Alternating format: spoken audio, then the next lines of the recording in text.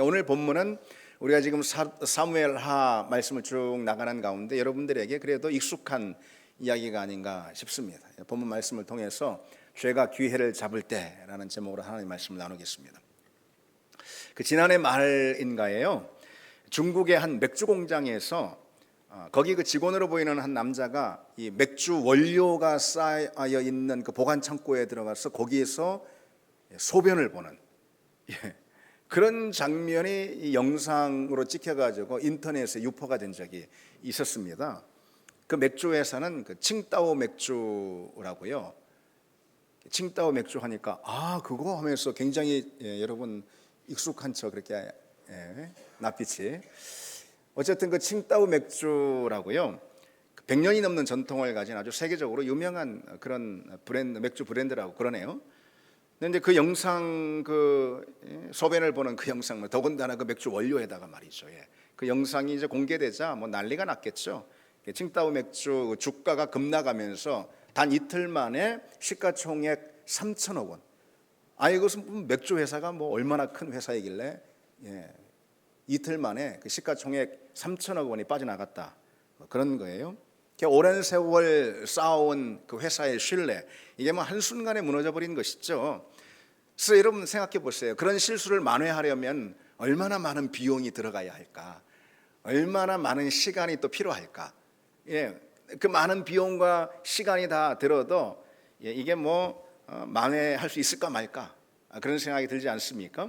한 번의 치명적인 실수가요, 엄청난 후과를 낳는 법이죠. 오늘 본문에도 그런 장면이 나옵니다. 여러분, 지금까지 다윗 하면은 어떤 인상, 어떤 이미지가 먼저 떠오르십니까? 하나님의 마음에 합한 사람, 정말 믿음에 신실한 사람, 기도의 사람, 예배자, 이런 인상이 떠오르지 않습니까? 그러나 오늘 본문의 사건 이후에 다윗이라는 이름을 떠올릴 때 밧세바 사건 없이 그를 기억할 수는 없게 된 것이죠. 다윗은 한 번의 실수로 그동안의 신뢰를 통째로 다 까먹어 버렸습니다. 그게 바로 오늘 사건입니다. 다윗이 저지른 이 죄의 심각성, 이 간음이라는, 그리고 간음을 통해서 또 살인에 이르게 되잖아요. 이 죄의 심각성, 그것도 문제이지만 그가 진정 믿음의 사람이었잖아요. 다윗은 진정 믿음의 사람이었잖아요. 그런 그가 이런 죄에 빠졌다라는 이 사실 자체로 인해서 이 충격이 더 큽니다. 신하의 아내와 불륜을 저지르고 거기에 그치지 않고 그 죄를 감추기 위해서 충성스러운 자기 신하를 이 사지로 몰아넣어서 죽음에 이르게 한 그런 끔찍한 죄입니다. 이게 정말 다윗이 맞는가? 우리가 봐왔던 그 다윗이 맞는가 하는 생각이 들 정도로 상당히 충격을 주는 그런 장면입니다. 다윗, 오늘 본문이 보여주는 교훈 중 하나가 뭘까요? 그런 다윗이라 하더라도 이렇게 무너졌다면은 그 누구도 이 죄에 대해서의 예외는 없다. 죄로 누구든 무너질 수가 있다. 바로 그런 것을 우리에게 교훈해 주는 것 아니겠습니까? 자, 여러분, 지난 장을 한번 떠올려 보십시오. 지난 장에 이 다윗의 군대는 암몬과 아람의 연합군과 이 전쟁을 치렀습니다. 그때 아람을 격퇴하는 데는 성공했지만요, 이 암몬은 성문을 걸어 잠그고 성 안으로 들어가 버리는 바람에 이 암몬을 함락시키지는 못했습니다. 그래서 다윗은 한 번의 군사 작전이 더 필요하게 됐던 거죠. 그때 다윗은 요압을 중심으로 군대를 편성해 가지고선 이스라엘 군대가 암몬으로 진격해 가지고 암몬의 성인 랍바라는 성을 에워싸게 됩니다. 그런데 오늘 본문을 보세요. 다윗이 거기에 있지 않습니다. 그렇죠? 다윗은 그 전쟁에 출전하지 않고 예루살렘에 그대로 남아 있었던 거죠. 그리고는 그날 저녁 다윗이 낮잠을 자고서 일어나 가지고 왕궁 옥상을 거니는 그런 대목이 나옵니다. 여기서 이 다윗이 왕궁 옥상을 거닐다 할 때 이 거닐다라는 히브리어 단어 할라크라는 단어인데요, 이 단어는 그저 이리저리 목적 없이 권태롭게 시간을 낭비하는 그런 행위를 일컫습니다. 성경은 우리에게 뭘 말해주는 거예요? 이 대목을 통해서 다윗이 영적인 긴장이 많이 풀려서 그가 영적으로 해이해졌다라는 것을 우리에게 암시해주는 그런 대목 아닙니까? 다윗은 그렇게 왕궁의 옥상을 할 일 없이 거닐다가 한 여인이 목욕을 하는 그런 장면을 보게 된 거죠. 다윗의 왕궁은요, 이때 당시 예루살렘 이 도시가 다윗 시대에는요 아주 작았어요. 그래서 어쨌든 이 예루살렘 이 성읍에서 다윗의 왕궁은 가장 높은 곳에 위치해 있었습니다. 그래서 그가 옥상에 올라가면 성읍 전체를 내려다볼 수 있는 그런 위치가 되겠죠. 근데 한편 당시 예루살렘의 가옥 구조는 어땠냐면요, 이게 디귿자나 미음자나 이런 식으로 돼 있어가지고 그 안에는 그 하늘이 열려 있는 그런 안뜰이 이렇게 있는 그런 구조였습니다. 그리고 더군다나 이때 고대 시절이기 때문에 이때 당시의 가옥 내부에 어떤 상수 시설이 마련되어 있진 당연히 않았죠. 그러니까 물을 길러다가 그 자신의 집 안뜰에서 목욕을 하곤 했다는 거죠. 다윗은 왕궁 옥상을 거닐다가 이 아래로 내려보면 당연히 보이겠죠. 목욕을 하는 여인을 보게 되는데, 여기서 오늘 본문에 또 보다라는 이 단어도 주목할 필요가 있는데, 이것은 그저 힐끗 보는 그런 행위가 아니라요, 관찰하듯 자세히 살펴보는 행위를 뜻합니다. 그렇게 자세히 본 다음에 다윗은 어떻게 하죠? 자기 신하를, 자기 사람을 보내잖아요. 그리고 그 여인에 대한 뒷조사를 합니다. 이게 뭡니까? 범죄를 위한 사전조사라고 할 수 있지 않습니까? 그렇습니다. 그래서 오늘 본문을 보면은요, 이 다윗의 간음은 그저 우발적인 충동에 의한 간음이 아니라요, 의도적인 범죄, 계획적인 범죄라 이렇게 할 수 있습니다. 그가 심부름하는 그의 신하를 여러 차례 보내잖아요. 그래서 나중에 알아보니까 그 목욕하는 여인이 누굽니까? 밧세바라는 여인으로요, 누구냐면 햇사람 우리아의 아내이자 엘리암의 딸이었던 거예요. 한마디로 말해서 이 밧세바는 누구냐면은 다윗의 사람들, 다윗의 신하들 중에서 아주 명예로운 신하의 딸이자 충성스러운 장군의 아내였던 것입니다.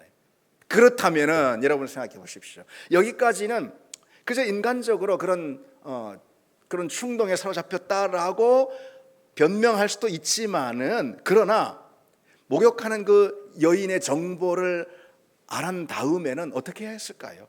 그게 충성스러운 신하의 아내인 거예요. 당연히 거기서 멈춰야 했습니다. 아니, 멈출 수밖에 없는 거예요, 상황이. 그렇지 않습니까? 밧세바와 간음을 만약에 한다면은 그건 성적인 범죄와 동시에 신하와의 신의를 저버리는 배신의 행위 아니겠습니까? 그러나 다윗은 멈출 생각이 없었던 거예요. 밧세바의 남편이자 자신의 충성스러운 그 장군인 우리아가 지금 뭐 하고 있습니까? 지금 피 터지는 전쟁터에 나가서 피를 흘리며 전쟁을 수행 중에 있지 않습니까? 바로 다윗을 위해서, 다윗의 왕국을 위해서 그러고 있습니다. 그럼에도 불구하고 다윗은 눈 하나 깜빡하지 않고 밧세바를 자기의 궁으로 불러들입니다. 이게 바로 권력의 무서움이다 라고 할 수 있어요. 여러분, 다윗이 그런 성적인 충동이 있었다 하더라도 그가 왕이 아니었다라면, 그가 그렇게 높은 지위, 그런 권력을 갖고 있지 않았더라면 해보려 해도 할 수가 없는 거겠죠. 그러나 다윗은 그렇지 않았어요. 다윗은 권력이 있었어요. 다윗은 왕이었습니다. 그게 바로 권력의 무서움이고 힘의 위험입니다. 한마디로 말해서 오늘날 표현으로 보자면은 어떤 위력에 의한 성범죄, 뭐 이런 식으로 표현할 수가 있겠죠. 그래서 본문의 사건을 또 오늘 식으로 표현해 본다면은 다윗의 밧세바 게이트, 뭐 이런 식으로 명할 수가 있을 것입니다. 게이트라는 것은 흔히 권력형 비리나 아니면은 스캔들을 일컬지 않습니까?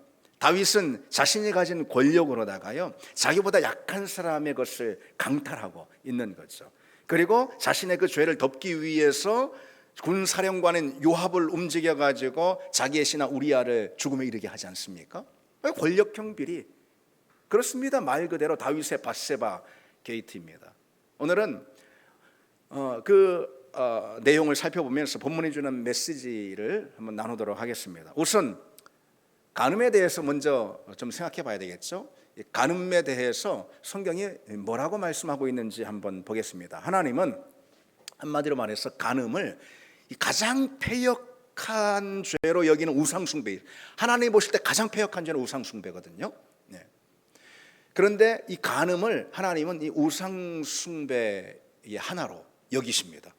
성경은 하나님이 가장 싫어하시는 우상숭배를 종종 간음에 비유하고 있습니다. 그 정도로 이 간음은 하나님 보실 때 무서운 죄다. 이런 이야기죠.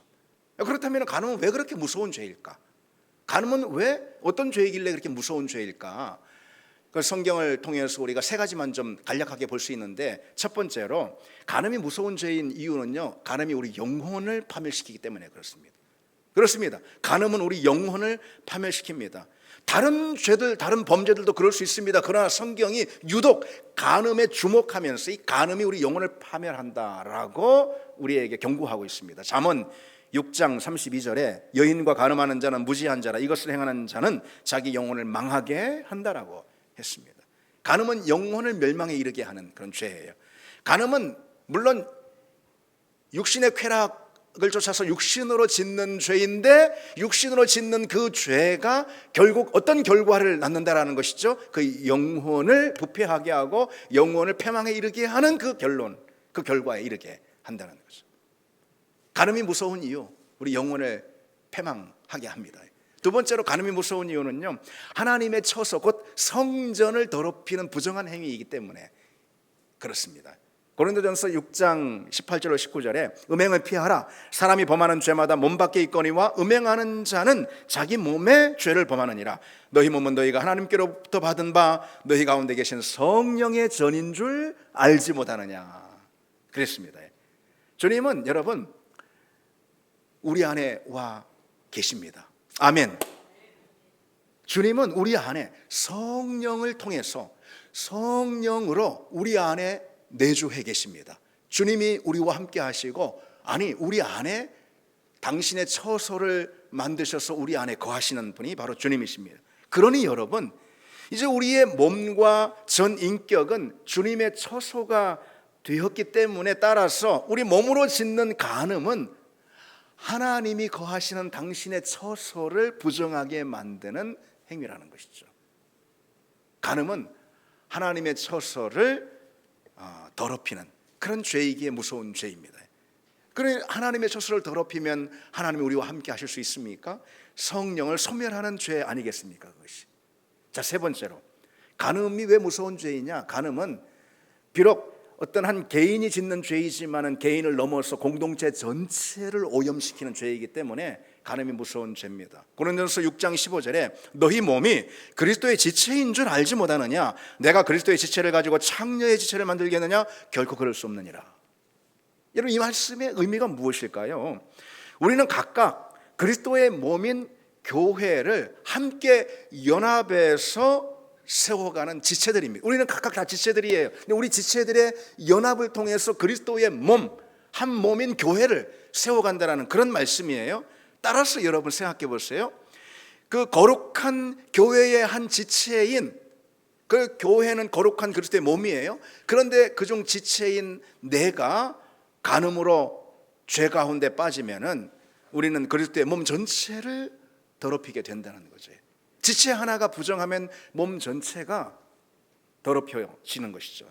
나 자신만 죄를 짓는 게 아니라는 거예요. 간음은 주님의 몸인 교회를 오염시키는 그런 죄라는 것이죠. 그래서 간음은 무서운 죄입니다. 그렇기 때문에 우리 주님께서는 누구보다도 간음에 대해서 이 엄격한 교훈을 던져주시고 계신 걸 볼 수가 있어요.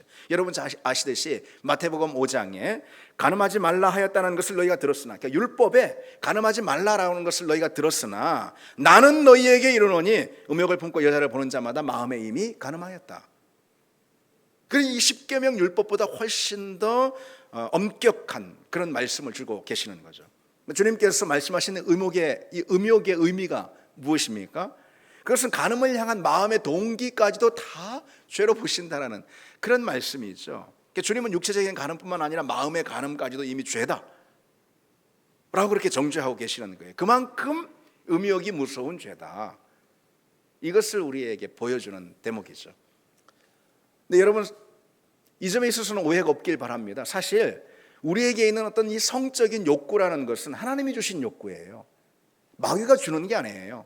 마귀는 그런 욕구를 줄 수가 없어요. 마귀가 우리에게 식욕을 줄 수 없듯이 성욕도 줄 수가 없습니다. 마귀는 다만 하나님이 우리에게 주신 그 성적인 욕구인데 그것을 비틀고 왜곡해서 더럽힐 뿐인 것이죠. 성적인 욕구는 하나님이 우리에게 주신 선물입니다. 성경은 성적인 욕구를 터부시하는 법이 없습니다. 문제가 뭡니까? 하나님이 주신 욕구가 인간의 타락으로 인해서 오염됐다라는 것이죠. 그래서 건강하고 아름답게 사용하라고 주신 이 선물이 왜곡되고 오염됐다라는, 그것에 문제가 있는 것이죠. 잘못된 성적인 행위뿐만 아니라 그것을 향한 마음의 동기까지도 전부 다 타락했다라는 거예요. 타락으로 인해서. 예. 그래서 성적인 욕구가 하나님이 주신 건강한 방식으로 우리에게 사용되질 않고 자꾸만 죄를 생산하는 그런 변질된 도구로 사용되는 경우가 너무나 많다라는 것이죠. 그래서 여러분 주목할 점이 있습니다. 성적인 욕구가 우리에게 변질돼서 그것이 하나님 기뻐하시지 않는 방식으로 부정되게 사용되는 그러한 일들이 우리에게 너무 많기 때문에, 그래서 사람들은 어떻게 합니까? 그래서 세상 문화는 어떻게 합니까? 그래서 음행의 자리에 흔히 있는 것이 바로 죄의식의 부재인 거예요. 성적인 죄를 범하고도 그러고도 죄의식이 없는 것이죠. 그게 바로 어둠의 권세가 우리 가운데 행하는 일입니다. 다윗을 한번 보세요. 선지자 나단이 저 다음 장에 보면은 하나님의 말씀을 다윗에게 가져와서 다윗을 심히 책망합니다. 바로 그때까지 다윗은요, 자기 범죄를 은폐하기에만 급급해야지 회개하거나 자책하는 마음이 어디에서 찾아볼 수가 없습니다. 간음에 대한 죄의식의 마비, 이거였다라는 것이죠. 죄의식의 마비, 죄의식의 부재, 세상 문화가 그것을 가져옵니다. 마귀는 우리를 성적인 범죄에 빠지게 합니다. 우리를 음욕과 불륜에 빠지게 만듭니다. 그래 놓고선 그에 대한 죄의식에는 면죄부를 자꾸 주는 것이죠. 그러니까 우리는 부끄러운 줄 모르고 자꾸 죄를 짓게 되고 죄를 더 짓게 되는 것입니다. 여러분 아담과 하와를 보십시오. 아담과 하와는요, 하나님의 말씀을, 다시 말해서 죄를 짓고선 그들이 벗은 줄 알았습니다. 이건 무슨 뜻입니까?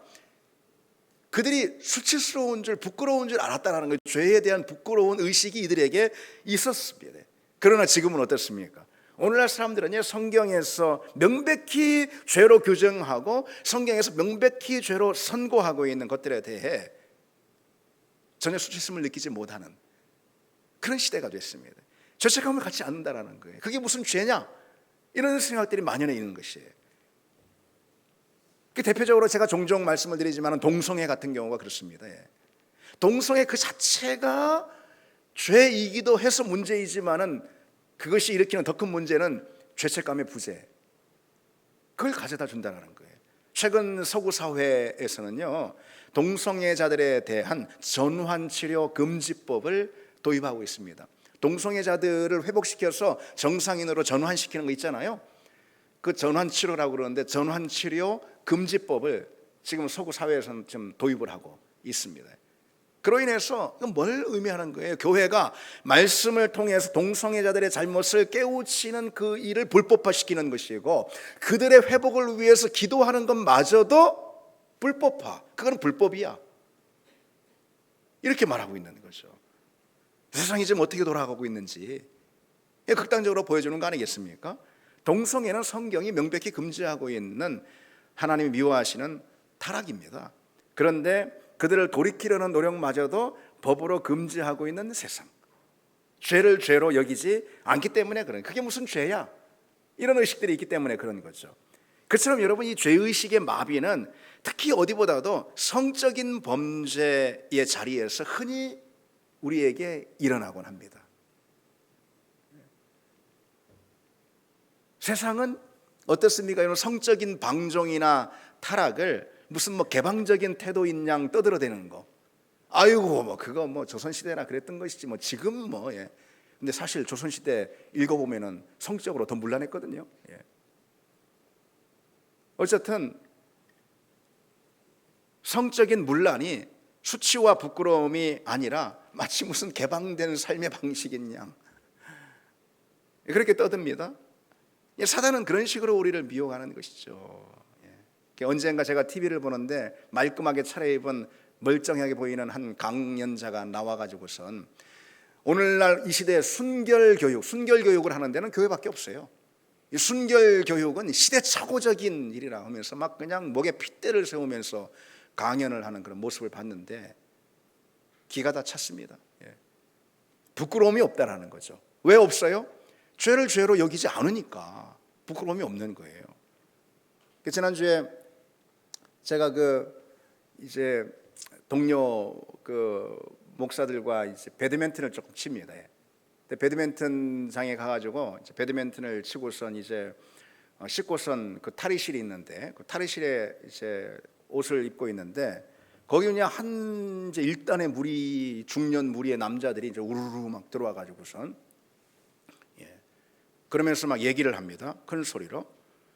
근데 이 사람들이요, 뭐 어디서 목회자의 불륜 기사에 대해서 접했나 봐요. 그래서 뭐 그에 관해서 막 떠드는데 제가 한눈에 봐도 그 사람들은 믿는 사람들이, 그 사람들 교회 다니는 사람들은 아니에요. 그 사람들은.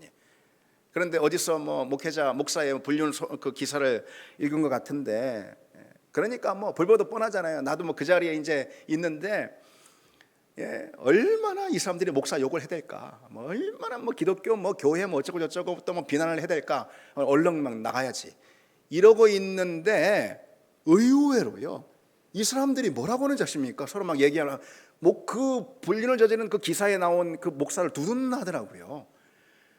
아이고 뭐 목사도 남자인데 막 그러면서 이 사람들이 아이고 저기 그 뭡니까 여러분, 그 간통죄, 이제 간통죄가 폐지된 데가 언젠데 뭐 그걸 무슨 죄라고 할 수 있어? 이 사람들이 그러는 거예요. 저는 그 말을 듣고 안심이 되는 게 아니고요, 그 말을 듣고 훨씬 더 비참해졌습니다. 목회자의 성적인 일탈이 하도 많다 보니까 그런 기사를 접하는 것이 놀랄 일도 아니고, 그러다 보니까 우리 마음이 이제 세상 사람들도 그렇고요, 무뎌지기 시작한 거죠. 그러면서 하는 말이 목사도 다 똑같은 남자인데 뭘 그런 걸 가지고 이렇게 책을 잡느냐 이런 거예요. 근데 저는 그 말을 들으면서 이렇게 저한테 들렸습니다. 이들은 자기들이 평소 가지고 있던 이 음행에 대한 죄의식의 부재, 음행에 대한 죄의식의 마비를 목사의 불륜을 무기 삼아서 스스로 변호하고 있다라는 그런 생각이 들어서 훨씬 더 저는 참담한 마음이 들었습니다. 사실 여러분, 우리 그리스도인들 보면은 우리 역시 음행에 대한 죄의식이 그렇게 심각하지 않은 경우가 많이 있습니다. 다른 어떤 죄보다도 음행에 대해서는 스스로 카바를 하는 경우, 그리고 세상적인 그 가치나 또 의식이 전혀 그 점에 있어서는 바뀌지 않는 경우가 우리에게도 많이 있습니다. 교회는 다니지만은 의식과 삶의 태도가 전혀 바뀌지 않은 거죠. 세상 사람들도 다 그러는데 지금 세상이 어떤 세상인데 이런 식으로 말이죠. 그러나 여러분, 죄의식에 대한 부끄러움이 우리에게 죄의식이 없고 죄에 대한 부끄러움이 우리에게 없다면은 그럼 우리는 세상 사람들과 다른 게 뭐가 있겠습니까? 그렇지. 우리가 비록 설령 그 죄에 빠진다 하더라도, 그렇다 하더라도 우리에게 전혀 죄의식이 없다면 세상 사람들과 다를 것이 무엇이 있겠습니까? 한편 여러분, 죄에 대한 예민한 가책이 없다면 우리는 무엇으로 우리 영혼을, 우리 믿음을 지킬 수 있단 말입니까? 우리 믿음을 지키는 가장 중요한 방패 중 하나는 여러분, 죄에 대한 수치심입니다. 죄의식입니다. 그래서 죄의식의 부재야말로 우리 믿음의 가장 해로운 적이라는 이 사실을 여러분 기억하시기 바랍니다.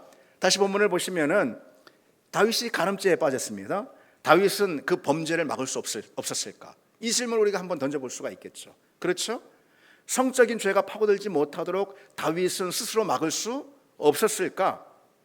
이런 질문 던질 수가 있습니다.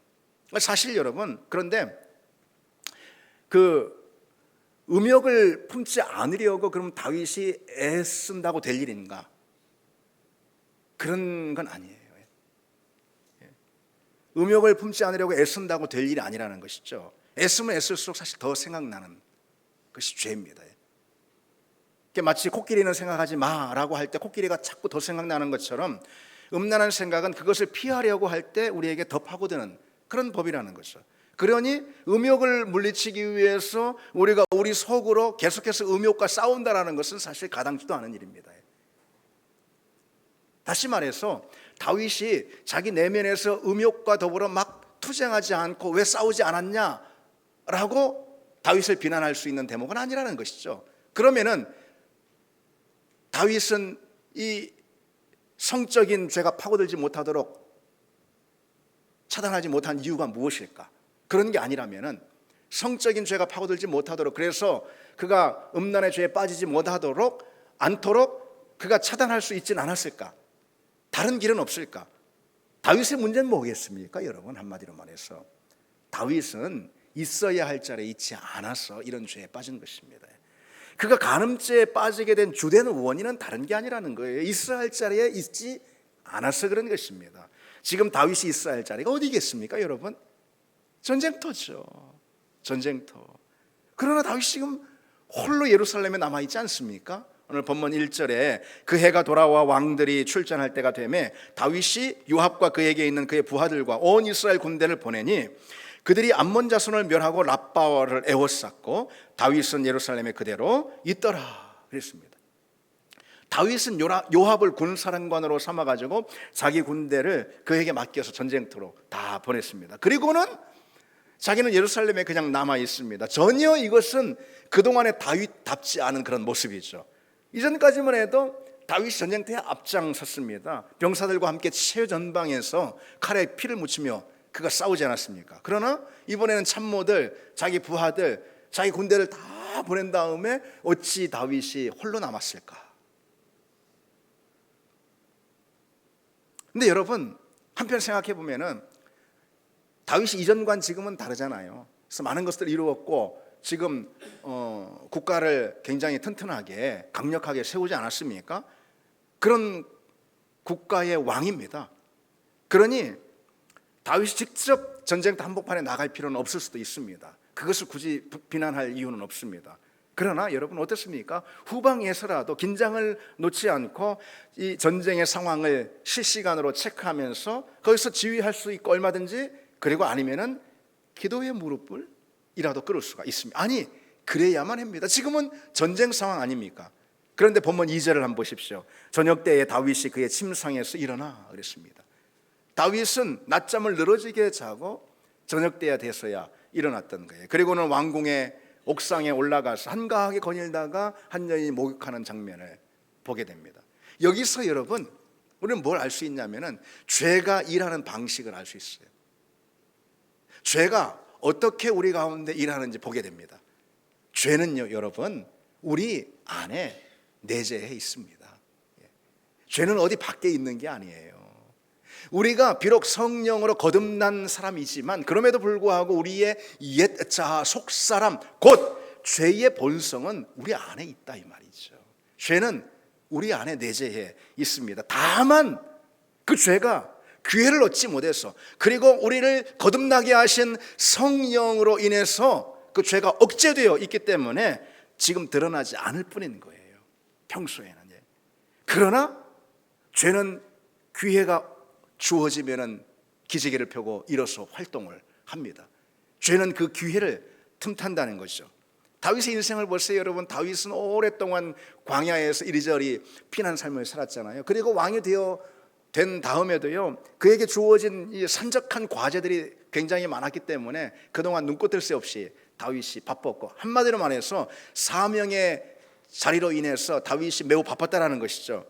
그래서 영적으로 긴장의 연속이었고요, 조금만 하면 미끄러져 자빠질 수가 있는 상황, 영적으로 아주 긴장의 연속이었고, 그 순간 다윗은 당연히 깨어있을 수밖에 없고 기도할 수밖에 없었던 겁니다. 그러니 그때는요, 적어도 이 육체의 정욕이 발동하기가 쉽지 않았던 거예요. 그런 여건이 아니었던 거예요. 그러나 이제는 다윗의 형편이 많이 다르지 않습니까? 이제 자신의 권력이 공고해졌고요, 모든 형편이 풍족해졌고, 무엇보다 모든 일들이 다 자기 손에 들어와서 자기가 다 통제할 수 있는, 자기가 왕이잖아요. 그리고 더군다나 아주 강력한 국가의 그런 왕이잖아요. 그러니까 뭐든지 마음만 먹으면 다 할 수가 있는 그런 시절이 된 거예요. 그러니 긴장이 풀렸습니다. 이제는 자신의 안위와 평안에 도취되기 시작했어요. 그게 죄가 기회를 잡는 틈이라는 것이죠.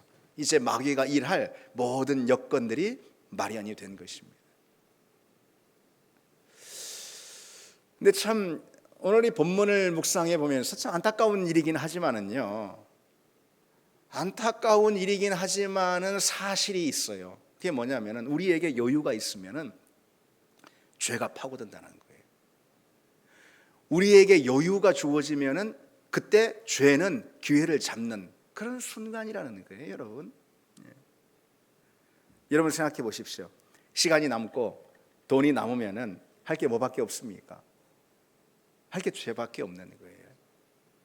이 말이 그렇게 듣기 좋은 소리는 아니에요. 불편한 말이긴 하지만 그래도 그것은 진실입니다. 다시 말해서 우리에게 여유와 평안이 주어지면은 우리는 죄의 길로 자빠지기 너무나도 쉬운 환경이 된다는 거죠. 물론 그 여유와 평안, 안녕 그 자체가 문제는 아닙니다. 풍족함이 잘못은 당연히 아니죠. 그건 오히려 하나님이 우리에게 주시는 복일 수가 있습니다. 단 그러한 평안과 안녕을 어둠의 권세가 얼마든지 이용할 수가 있다라는 거기에 문제가 있는 것이죠. 그러니 여러분, 긴장은 언제 하는 것일까요? 긴장은 오히려 긴장해야 될 때 하는 게 아니고요, 그런 광야나 인생의 골짜기나 시험이나 곤란이나 고통이나 어려운 문제 앞에서 긴장해야 되는 게 아니고요, 오히려 긴장은 편안할 때 하는 것입니다. 긴장은 우리에게 여유와 안녕이 주어질 때 오히려 우리는 긴장을 해야 하는 것이죠.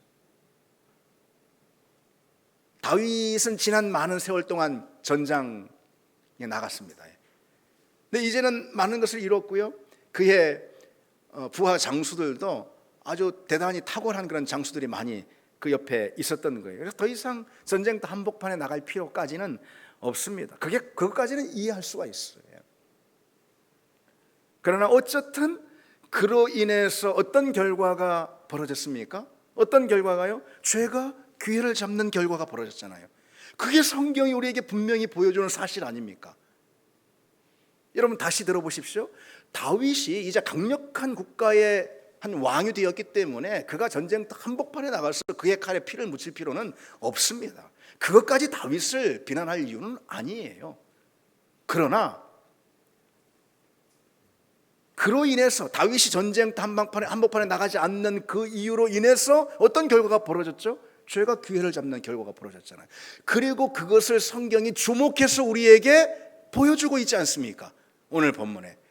따라서 여러분, 다윗에게는 비록 그것이 고단한 일이라 하더라도, 언제까지 내가 또 전쟁터에 나가야 해, 고단한 일이라 하더라도 다윗은 전쟁에 나갔어야만 했던 것이죠. 거기가 다윗이 있어야 할 자리입니다. 다윗이 만약 전쟁터 한복판에 있었다면 언감생심 간음에 대한 유혹이 어디 한치라도 끼어들 수가 있었겠습니까? 여러분, 이게 뭘 우리에게 보여주는 걸까요? 자리를 이탈할 때 죄가 기회를 잡는다는 거예요. 있어야 할 자리에 있지 않으면 영적으로 긴장이 풀리고 해이해지면서 세상의 헛된 소욕들이 우리에게 파고들기 시작합니다. 있어야 할 자리에 있지 않으면 위기가 찾아오고, 그리고 영적인 실패와 비극을 우리가 맞게 됩니다. 안타까운 사실이지만 그것이 진실인 거예요. 우리 믿음의 여정에 대해서 보여주는 진실이 바로 그것입니다. 그럼 여러분, 성도인 우리가 있어야 할 자리는 어디일까요? 다윗이 있어야 할 자리는 전장이었습니다. 그 전쟁터 한복판, 그것은 다윗에게는 하나님이 그에게 주신 사명의 자리인 거예요. 그렇죠? 사명의 자리예요, 그것은. 그러면 성도인 우리가 있어야 할 자리는 어디로 이해할 수가 있겠습니까? 사명의 자리입니다. 여러분, 그러고 보면은 무엇이 우리를 지키는, 우리 영혼을 지키고 우리 믿음을 지키는 것일까요? 사명입니다. 사명이 우리 영혼을 지킵니다. 사명이 내 영혼을 안전하게 합니다. 사명은 그래서 하나님이 우리 영혼을 지키시기 위해서 우리에게 주신 울타리이자 보호막입니다. 우리가 열심히 사명을 감당하며 우리가 충성스럽게 주의 일을 해나갈 때 내 영혼은 안전하다는 것이죠. 따라서 우리에게 사명의 자리로 부르시는 것은 하나님이 우리 영혼을 지키시기 위해 주시는 선물의 자리다. 우리 이것을 잊지 말아야 합니다. 여러분 기억하십시오. 사명이 있어야 내 영혼이 안전합니다. 사명의 자리에 있어야 내 영혼이 안전합니다. 그러니 우리는 주신 사명에 기뻐하면서요, 그 사명에 전념해야 합니다. 무엇을 위해서? 그 사명을 이루기 위해서라기보다도 여러분, 하나님이 뭘 못하시겠습니까? 하나님이 우리 손발이 없으면 일 못하십니까? 그 사명을 이루기보다도 실은 내 영혼, 내 믿음을 지키기 위해서 우리는 사명에 전념해야 한다는 것이죠. 특히 우리는요, 하나님 우리에게 주신 사명을 붙들기 위해서 우리는 그 더 큰 책임을 항상 맡는 그런 사람이 되어야 합니다. 주님 내게 더 큰 책임을 주십시오. 주님 내게 더 큰 사명을 주십시오. 그러면서 더 큰 책임과 더 큰 헌신을 맡는 그런 사람들이 우리가 될 필요가 있습니다. 여러분, 제가 학교 다닐 때는 주번이라고 있었어요. 주번. 저는 반장은 못 해봤어도 주번은 어차피 다 돌아가면서 하는 거니까 해봤습니다. 지금도 있는지 모르겠지만은 그때 이 주번을 맡으면은 그 날만큼은 하루 맡는 건데 그 날만큼은 뭐 선생님에게 심부름도 하고 여러 가지 책임을 맡은 일들을 그렇게 합니다. 근데 평소에 진짜 말도 안 듣고 맨날 지각하고 그리고 2교시 끝나면 도시락 까먹고 말썽쟁이가요, 자기 주번 순번이 돌아와가지고 자기가 주번 완장을 차잖아요. 그럼 달라요. 그날만큼은. 그래도 그날만큼은 모범생이라니까요. 그거예요. 책임을 맡으니까 달라집니다. 여러분, 우리 인간은요 다 연약해요. 뭐 대단한 존재 같죠? 대단히 의식 있고 그래 책임감 있는 존재 같죠? 아니에요, 여러분. 저나 여러분이나 다 연약합니다. 죄에 누구라도 너무나도 쉽게 넘어질 수가 있어요. 그런 우리를 지키는 마지막 보루와도 같은 것이 하나님이 부르신 사명의 자리인 거예요. 더 큰 사명을 맡은, 더 큰 사명을 맡은. 어찌 보면은 우리 초대교회, 우리 사도들, 초대교회 믿음의 선배들이요, 그토록 충성스러운 주의 종들이 되고 그토록 믿음이 위대했던 이유는 그들에게 부과된 사명이죠. 그것에 전념했기 때문이 아닌가 싶습니다. 초대교회 성도들, 특히 제자들을 여러분 한번 보십시오. 이들이 전에는 그냥 주님을 따라다니며 주님 주시는 대로 그냥 살았잖아요. 말씀하시면 그냥 순종하고 그랬지 않습니까? 그런데 주님이 승천하시고 교회를 그들이 다 온전히 맡게 되니까 어떻습니까? 그 책임이 얼마나 무거워집니까? 더 큰 헌신이 필요한 것이죠. 이전에는 주님이 기도하시는데 막 기도하다가 막 제자들은 막 졸고 그러지 않습니까? 그 겟세마네 동산 거기서 졸지 않습니까? 그런데 이들이 교회를 온전히 책임을 맡으니까 어찌 졸 수가 있어? 무슨 졸음이 틈탈 수가 있겠습니까? 그들이 큰 사명 안에 있으니까 믿음의 사람이 되고 기도의 사람이 되고 그렇다는 것이죠. 물론 뭐 무조건 감당할 수 없는 그런 큰 사명과 헌신을 우리가 맡으라는 얘기는 아닙니다. 그러나 오늘날 여러분의 형편들을 한번 보십시오. 충분히 믿음이 있고 충분히 형편이 되는데, 그런데 큰 사명을 맡지 않는 경우가 더 많지 않습니까? 그게 우리의 문제죠. 여러분, 주님 주신 사명, 주님의 그 부르신 가운데 있는 그 사명 있죠. 그 사명을 소중히 여기시기 바랍니다. 어제 엊그제 계속해서 우리 교회 학교 교사들이 얼마나 열심히 하는지 맡겨졌으니까요. 뭐 아이들이 눈앞에 다 있는데 최선을 다합니다. 그래서 제가 참 너무나도 감사하고 그랬는데요. 그 사명의 자리가 실은 자기 자신을 위한 자리, 하나님 주신 선물의 자리라는 것이죠. 꼭 뭐 교회에서 봉사하는 것만 말하는 것은 아닙니다. 어디서든지 주님의 부르심에 응답하고, 가정이든 어떤 세상이든 어디에서든 주의 일에 힘쓰고 하나님 나라를 위해 섬기는 거, 그거죠. 그게 하나님이 나를 부르신 사명의 자리입니다. 여러분, 우리 모두에게 이 사명의 자리가 다 있습니다. 그러니까 자녀로 부르신 다음에 사명 안 주시는 건 하나도 없습니다. 여러분 기억하시기 바랍니다. 그리고 오해가 없길 바랍니다. 자녀로만 부르는 건 없어요. 여러분, 자녀로 부르시면 다 사명을 주셔요. 왜? 그 자녀된 믿음을 지키라고 보호막, 울타리로 사명을 다 주시는 겁니다. 여러분에게 교회의 사명이 있고, 그리고 각자 삶의 자리에 다 사명이 있습니다. 다 있습니다. 여러분의 믿음과 영혼을 지키기 위해 그 사명에 열중할 수 있는 그런 여러분 모두가 다 되시기를 바랍니다. 우리 같이 찬양 드리겠습니다.